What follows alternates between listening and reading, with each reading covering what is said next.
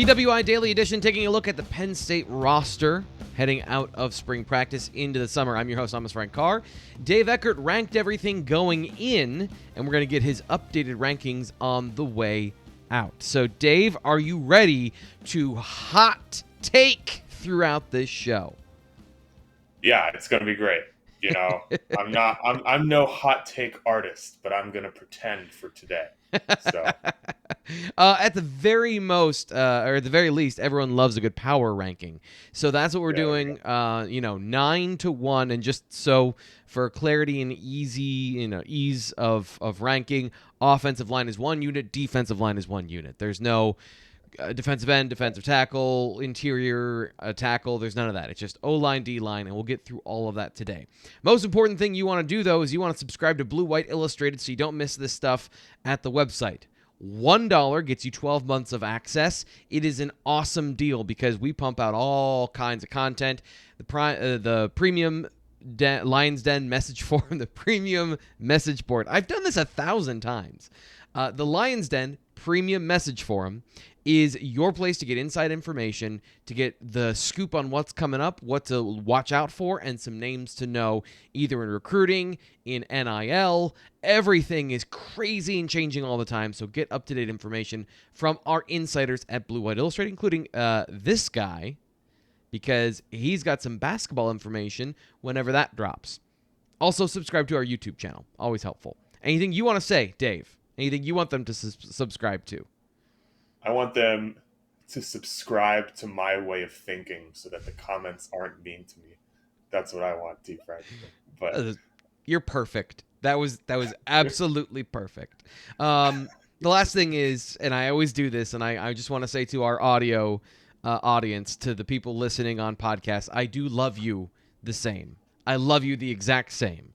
I just always forget to say it, and it is no reflection on you whatsoever. So if you're listening on a podcast and you're not subscribed, please subscribe wherever you get your podcasts. We are getting close to 10,000 subscribers on our podcast, which is pretty exceptional. I'm very excited about that. So let's get into it. We watched the blue-white game. We watched spring practice, and these are Dave's rankings coming out of that affair.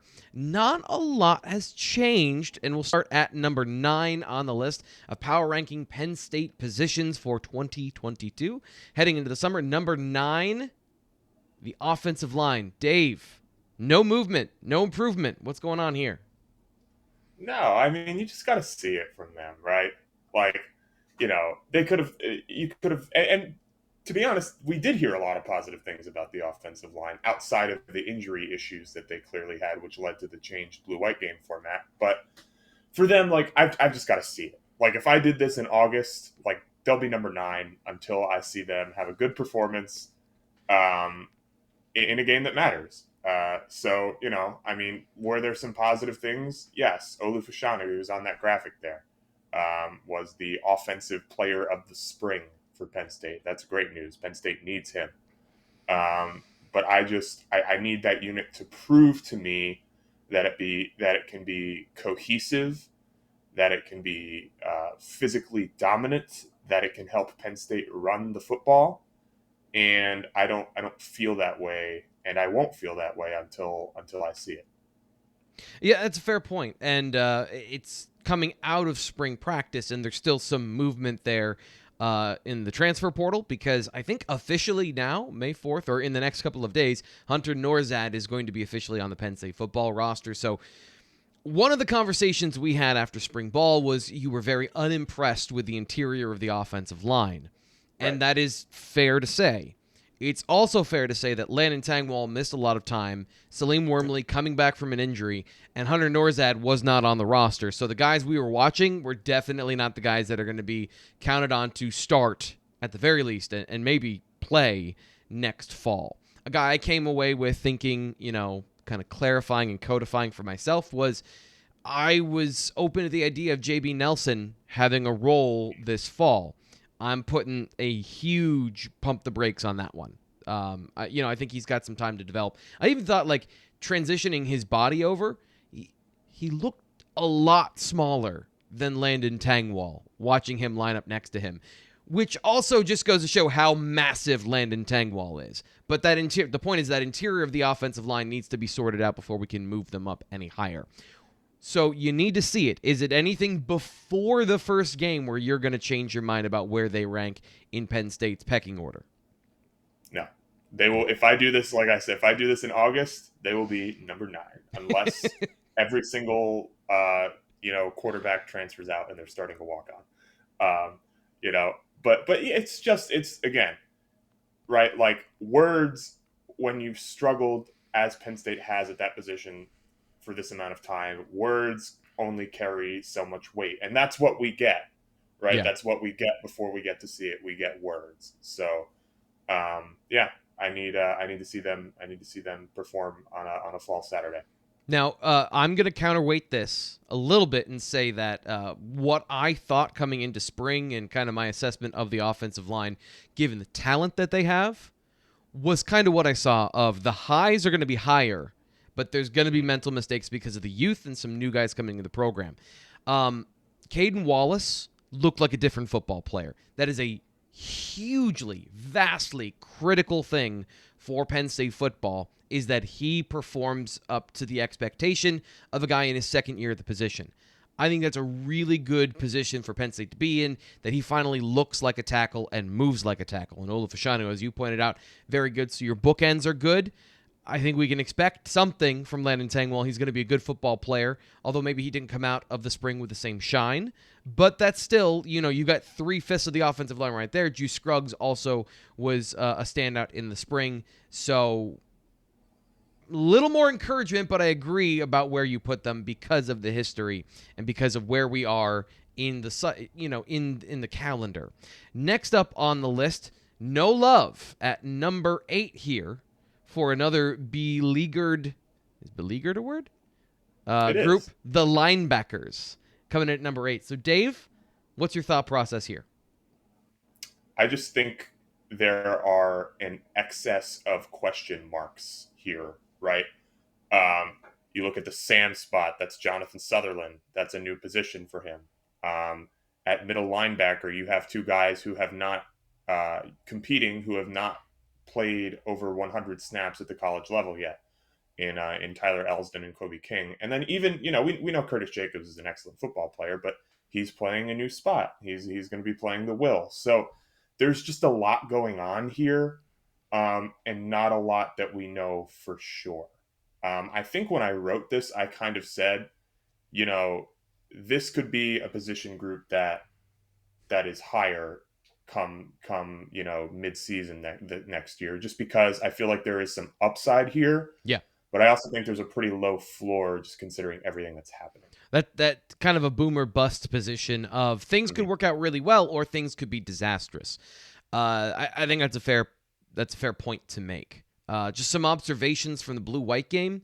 Jonathan Sutherland had some issues tackling. I don't think he was bad in the box. Like, people wanted to tell me that he was getting run over by offensive linemen. I didn't see that. What I saw was a guy that struggled to wrap up and secure the running back. Now, the running back was a tree trunk with rage in Kevon Lee a couple of times. But you're hoping that guy is a little more physical. And I think that's going to be his job, is to, if he can, put on, Jonathan Sutherland, when I talked to him, said, yeah, I'm where I want to be, but if you put on 3 or 4 more pounds of muscle, wouldn't hurt. Kobe King looked good. We didn't see Tyler Elsdon in the game or in any parts of the scrimmage, really, but Kobe King looks the part. I think some of the mental things, he's still progressing, but in a good way.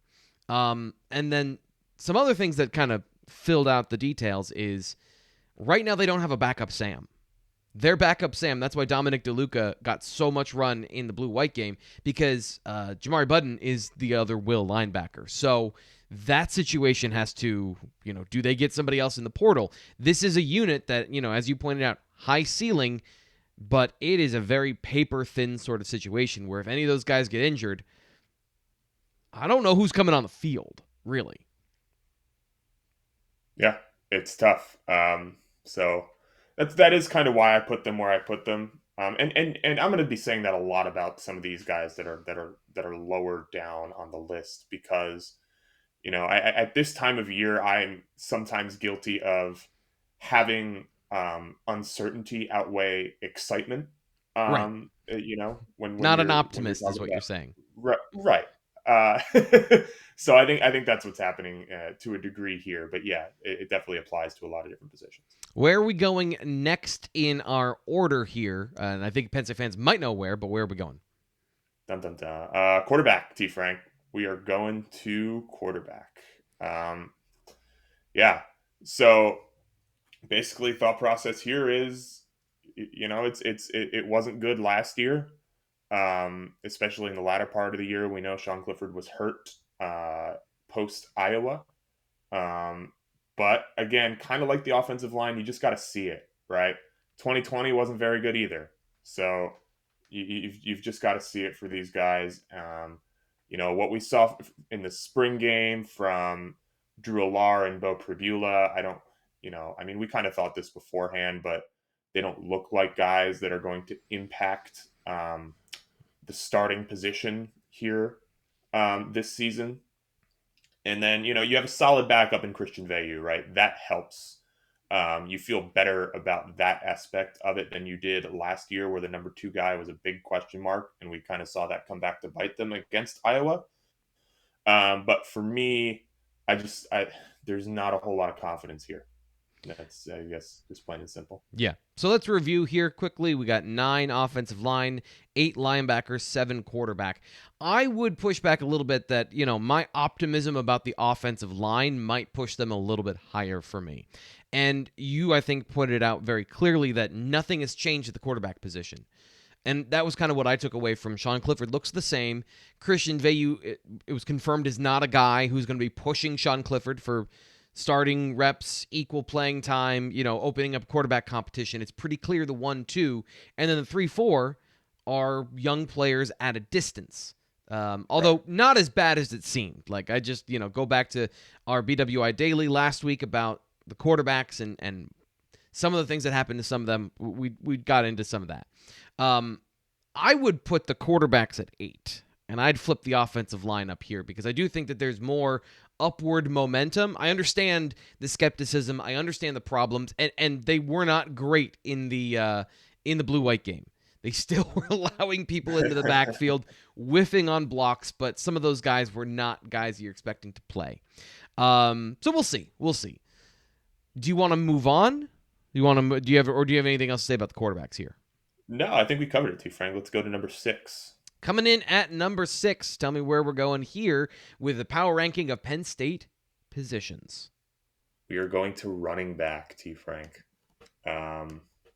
A little low, a little high. Maybe. Basically, I kind of had them paired up with quarterback in my head, right? Positions where that Penn State didn't get as much as it needed from last season. But the difference here, I think, is pretty obvious, and it's that you have 2 freshmen, Nick Singleton in particular, that you feel like can impact this position right away. Whereas I don't think you have that at quarterback. So that's why I put them at 6 and quarterback at 7. You don't have a proven contributor here. Kevon Lee, he was okay. He wasn't spectacular. He didn't look particularly spectacular in the spring game. Not that we're really using that to draw conclusions, but still. And then you have 2 freshmen who are kind of the wild card. So again, there's some upside here because if Nick Singleton is awesome, then all of a sudden this group is way higher, obviously. And I'm kind of accounting for that, but yeah. So let's review offensive line. Not going to believe it till we see it, but I think that's a high upside, maybe boom or bust. Linebacker, boom or bust position. Quarterback, steady, but it's 7th, so that's not great. And then running back is high upside, medium to low floor. So we're off to a banging start, and we're 4 into this 9th position. It's the bottom of the rankings, Steve Frank. Oh no, we're not in the bottom of the rankings. There's only 9 of them, and we're at 6. It's the bottom half. It's the bottom half, Steve Frank. Okay. So, cut me some slack. So no, I think it's a fair point when people talk about this team next fall. It's like you could see 10-2, or you could see 7 and 6 again. Like you could see like a wide delta of opportunities for this team. But again, I'm going to ask you again here. When you look at the upside and you look at the optimism, you're leaning towards unknown and not towards the side of predicting the breakout, right? Right. I'll let you do that, T. Frank. You are the film guy, but that's just kind of how I tend to look at things. I'm firmly glass half empty, but you, you know, look again. It's not as if Penn State lost like a huge contributor here, right? We know Noah Cain was valuable, but Noah Cain was not a guy who was a difference maker. Yeah. They're returning their primary running back. He just wasn't, a real difference maker last year. So it's they need the freshmen to be difference makers if this group is going to be an asset for them, in my opinion. And to point out here, we are now at May 4th. And we're recording in the morning, so we've passed the date where you can enter your name into the transfer portal and play immediately next fall. So unless there's delayed paperwork out there that got in before the deadline but is still being processed, all the running backs are still on the roster. Nobody transferred out, and that room is stacked with talent at the very least. So we'll see how that all plays out, what happens next fall. Moving on. We are now in between the halfway point because you had 9 positions instead of 10. So we'll go on to D-line. We are officially in the upper half of the rankings, and I accidentally just gave it away there. What's our next position here, Dave? It's D-line, T. Frank. Surprise. Okay, tell me why. Yeah, I think this is kind of the perfect middle ground because I think Penn State has some returning, or really one really important returning contributor, and that's PJ Mustipher, who we know is a huge asset. Obviously, he's got to work back from his injury, but assuming that goes well, he's a difference maker, right? And then aside from him, again, question marks. So you love what Adisa Isaac can do. Again, a guy coming off a season-long injury. You got to see it from him. Aside from that, I think it's fair to have some questions. So for me, that's kind of why I put them here in this middle ground. I like what they're returning, but I also think that they have some holes to fill. Volume, I'd say, at this position. There is a volume of contributors, especially defensive tackle, where you don't feel like there's a weakness. Maybe it's not a strength, but it's definitely not a weakness. So when you lump the defensive line together as a whole, I think that's a fair ranking. I would be lower on them. I would have them down below running back and maybe, I don't know, maybe not lower than that. But I don't know anything about Adisa Isaac. Like, I'm sorry. I know James Franklin is very excited about what he can do as a pass rusher. I didn't see a lot. He's obviously still working back from his injury. He was not full go, I don't think, in the blue-white game. But he was a non-factor against the offense from what I saw. He's 245 pounds as a defensive end. And I'm not necessarily always concerned with size until I am. And in this situation, a guy that's classically small and has had a hard time, again, to James Franklin, and a quote from James Franklin, has had a hard time keeping weight on his body. If that's your number one pass rusher, I think there's a huge concern. And if we're taking into account, and we'll pick and choose here, right? We're not counting the offensive linemen because they're not here yet, but we are going to count Denai Dennis Sutton, but he's not here. Right. It feels a little better, but I still think that the pass rushing is a huge problem. Damian Robinson coming onto the team really does fix a lot of that, does help with that. But there's a lot of wild cards at that defensive end position. And I'm not expecting anything from BJ Mustipher this year. At all. Like, I know. Really? No, because you can come back from a knee injury in 9 months. As a defensive tackle, historically, watching, and this is anecdotally, because, I haven't studied the science of knee rehabilitation to get all the data. But, I'm thinking about guys I've watched come back from a knee injury. They play at 9 months, but they're not any good. By a year, you're getting back to where you trust the knee again. You've rehabbed. You maybe have had an opportunity to build a little bit of strength back. But you're not the same guy you were before you were injured. That takes another off season of conditioning, strength training, getting the muscle to because during this time, you're rehabbing. You're reteaching the muscles how to work. So there's a certain amount of atrophy. There's a certain amount of your muscles are getting smaller because you can't push them. I just don't know how as a nose tackle you come back better or come back the same in that environment, even if you're ahead of schedule. So, I don't count PJ Mustipher in any of these conversations, but I still think there's enough depth there that they're going to be okay. So, I mean, and that's with some of the guys that played last year playing better this year. That's why I think I'm a little lower on the D-line than a lot of people, because I'm not counting the guys I haven't seen do anything yet. There, see, that's I'm fair. pessimistic. Thank you, T. Frank. I'm the optimistic one. Everyone be nice to me. Yeah, but I think those are fair points. I think that even like a slightly inhibited PJ Mustipher is still an asset for you. Mm-hmm. If PJ Mustipher is 80%, that's still a good football player. Yes. So, that is a variable. But as you said, I do think that there's enough around him. Wow. Right. Like they just have so many options that like, if this guy doesn't work, okay, this guy doesn't work. Okay. This guy, there's so many shots at it at this position, I think for them Yeah. that they're going to be okay. Yeah. And the guys that they have are looked pretty special. Hakeem Beamon, Zane Durant. I even thought Kazai Izzard looked pretty good. He was doing some things that he did not do last year that I was pretty impressed with. Kind of the things you saw in his profile when in terms of quickness, using his hands, having enough size and enough violence to get through some blocks. He was doing that in the game, in the blue-white game when it was the live portion. So here we are. We're going to recap. We have number 9 offensive line, number 8 linebackers, 7 is quarterback, 6 is running back, 5 is defensive line. Now we're into the top 4, and we're going to move on with a position that I think a lot of people are going to roll their eyes about, but it is what, Dave? It is tight end, T. Frank. Oh, I'm going to bat for Penn State's tight ends. I have a fun fact for you, T. Frank, and I don't think this is getting enough play. Okay. My fun fact is that Penn State had 2 of the highest 3 of the 3 best run blocking grades among Big Ten tight ends last year.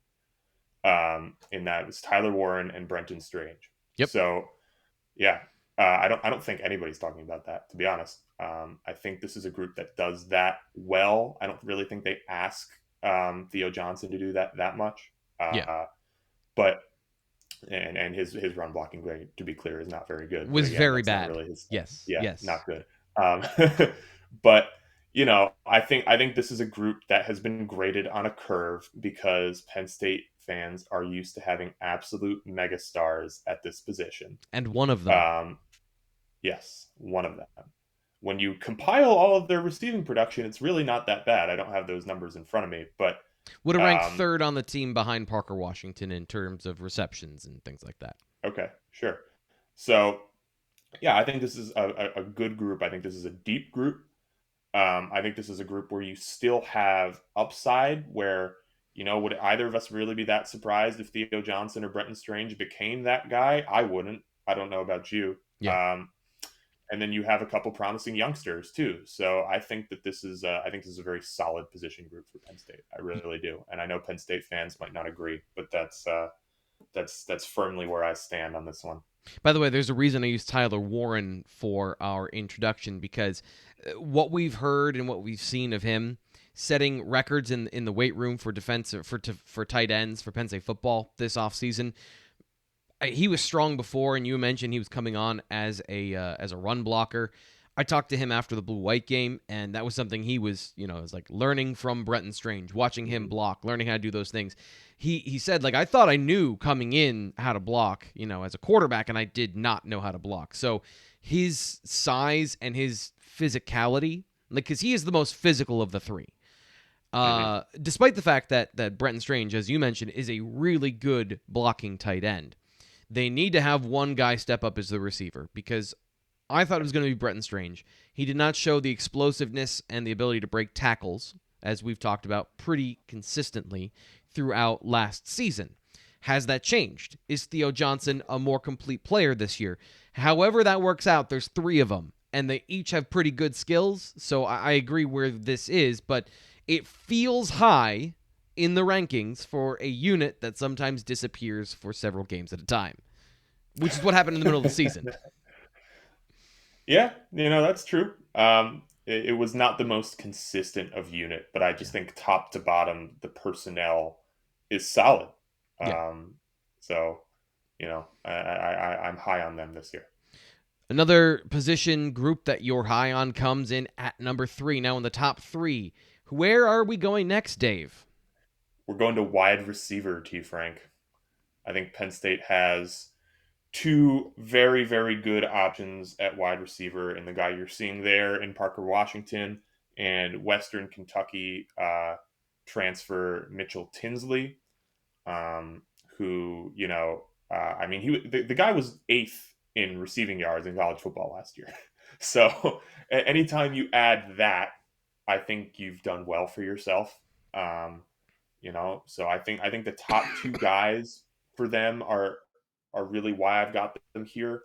I think they've got good athletes elsewhere, right? We've seen flashes from Keandre Lambert-Smith. He needs to be more consistent. They love Malik Mega's big play potential. Yeah. They're bringing in some exciting freshmen here, notably Caden Saunders. So I just think, looking at what we think they're going to get from the top, and then some of the breakout options they have kind of down below, I really like the look of this room. Yeah, this is a position group that James Franklin mentioned they might have two deep for the first time in a long time that can contribute. Parker Washington is an interesting one because is he the guy that can get open deep? Because I know he did it in the bowl game when he was asked to. But it's not like Arkansas was the best team in college football, and it's not like Arkansas was at full strength either. So that's kind of my question about that group is there a deep play threat? I think Mitchell Tinsley has the ability to get open deep and to do those things. It just becomes, do they have that big play threat that is consistent throughout games, or is it going to be is it going to be a multitude of guys? Because Keandre Lambert-Smith thought looked improved in the blue-white game, for whatever that's worth. So either way, I don't think there's a lot of argument that this is one of the best positions on the roster and possibly one of the deepest. It's just, how's it going to shake out? That's really the question, is who is it going to be? Where's it going to come from? Let's move on to number 2. And this, Dave, is where you had your only change from before the spring. So you're coming in with all the answers, and you're just adjusting some of your questions at the end of the test. What's number 2? Number 2, T. Frank, is cornerback. I think this is an excellent position. My moving them had more to do with the other position than it did with corner. But look, Penn State just has so much depth here, right? Joey Porter Jr., I know, we like to get on him about the pass interference penalties last year. Joey Porter Jr. is an excellent corner. He's a guy, if you're paying attention to like the early 2023 mock drafts, he's a guy going in the first round in a lot of them. So you've got to respect him. Right, Daquan Hardy is an excellent slot corner. Beyond that, right, Kalen King, we're all really high on Kalen King. Johnny Dixon was a starter in the SEC for a year and got, kind of just got to come here and play a little bit last year, not a ton. Yeah. I just really like the options. All right. I mean, obviously, Tariq Castro-Fields, was a good enough player for them last year, but I think they have more than enough firepower here to replace them. I think this is going to be a real asset for Manny Diaz. Let's get into safety, and then we'll recap, because obviously the only position left we have not talked about is the position you put at number 1. So tell us why safety comes in at number 1 and leapfrogs corner. Yeah. Well, that guy right there has a lot to do with it, right? That's Ji'Ayir Brown. Anytime that you've got a guy who tied for the nation's lead in interceptions, you've got to respect him, right? So that's important. He's going to be huge. But really, what made me change this was what I heard about the depth guys here, right? I mean, everyone has just raved about how much depth there is, and not only how much depth there is, but how those guys are making like big explosive plays in practice, right? Zakee Wheatley was their turnover king. Yep. So, I think they've just got what they need here for this to be an excellent position. I know Jaquan Brisker is a huge miss, but I just think they've got really good options to replace him. I mean, Keaton Ellis is a guy who's played a lot of football, right? Yeah. Yeah. They got Jalen Reed involved last year. Uh, Zakee Wheatley, hasn't played a ton, but we're hearing great things about what he's done in practice. And then they've got a ton of really talented freshmen coming in as well. Yep. Yep. So I just think this room is stacked, T. Frank. This is my favorite room heading into the season for Penn State. Yeah, you make a great point that Tyrese Mills coming in from Lackawanna Community College has a lot of the same skills of players that have come from Lackawanna, from Brisker and Tig Brown, as far as ball production, being able to play at multiple levels of the defense, might even fit in that safety striker position at the former Sam linebacker position. So they've got a lot of players that can do a lot of different things. I agree with you. When we're talking about the depth of the receiver position or the depth of the corner position or even the depth of the defensive line, you feel like you have starters and you feel like you have enough options at those positions. Mm-hmm. You nailed it. It's the quality of the depth here, where you could make an argument that Jalen Reed was one of the best freshmen on the team last year and was, a contributor by the end, where he had his own package on the defense. Then you add in Zakee Wheatley, who is a former corner, and I thought looked exceptional in single coverage, in the blue-white game.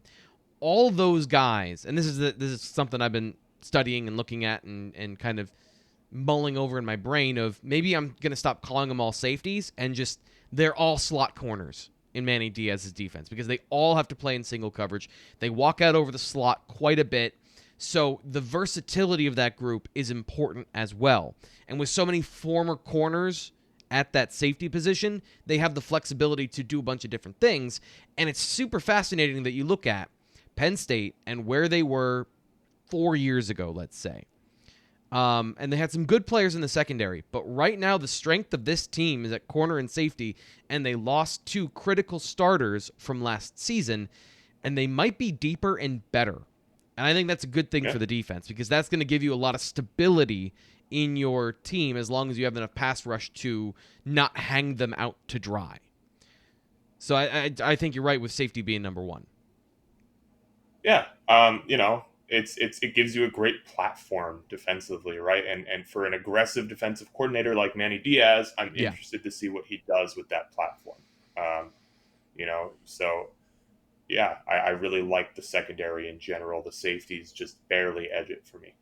So we'll power rank our Penn State positions coming out of spring football for you one last time. Number 9, offensive line. Number 8, linebacker. Number 7 is the quarterback.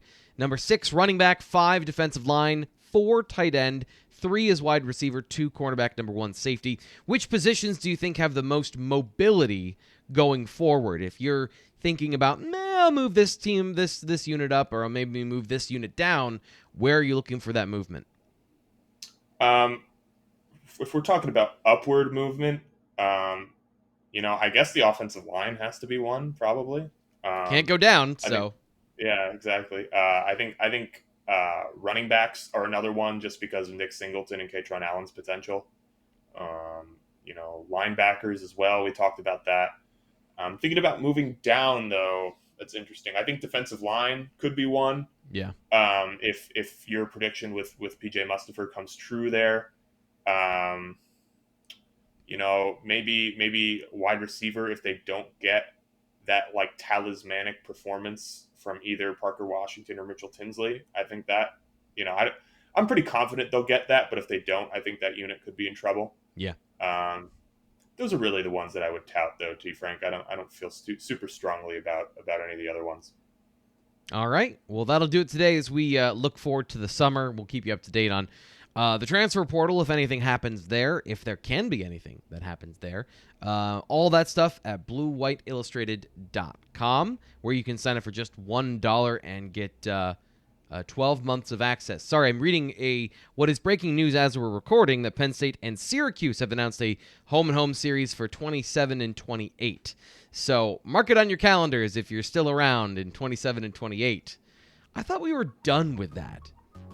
We were done with scheduling things forever in advance. Anyway, we'll talk about that later here on the BWI Daily Edition. Coming up tomorrow, we have the mailbag segment with Nate Bauer. So make sure you're checking out at Thomas Frank Carr on Twitter or the premium message forum, the Lion's Den, later today on Wednesday to get your question in. I'm your host, Thomas Frank Carr. We'll talk to you then.